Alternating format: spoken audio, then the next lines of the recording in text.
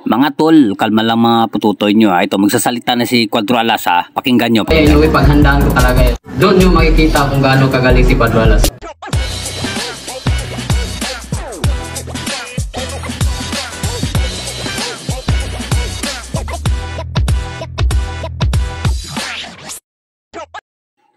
Idol Janril Casimero, parang alam mo na, binabanatan ka na sa social media ng mga hater mo. Ano na, ipakita mo na kasi yung lakas mo talaga mga idol, no?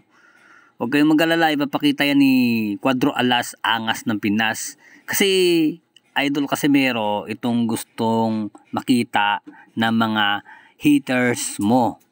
At siyempre, ang mga idol mo. At siyempre ako, idol kita.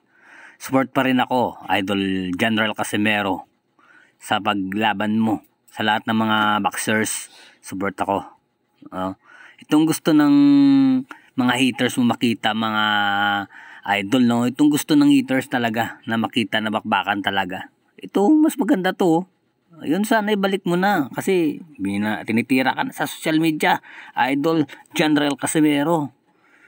Alam natin na support pa rin tayo sa atin kababayan. Suportahan pa rin natin. Huwag natin ibabasagad kasi siyempre Pilipino tayo. Huwag tayong magano dyan . Kasi Idol Casimero, pumuputok na kasi mga botsi nila, mga idol di ba? Kasi dapat kalma lang mga pututoy nila di ba, idol? Sa mga haters yan, itong gusto dapat natin mapanood, no, di ba? Ito mas maganda talaga ang laban na ito. Kasi bakbakan talaga to Mas maganda to kaysa sa ngayon. Kahit ako, dismaya din ako kasi masama talaga yung pakiramdam ni Cuadro Alas. Ramdam ko naman kasi kitang-kita naman, nagsabi na naman siya sa atin kung anong nakita natin, ano lang natin, suportahan lang natin. Di ba? Ito yung dapat, no? Binubugbog niya talaga, yun. Tara, panoorin natin ang laban niya, patapusin natin to.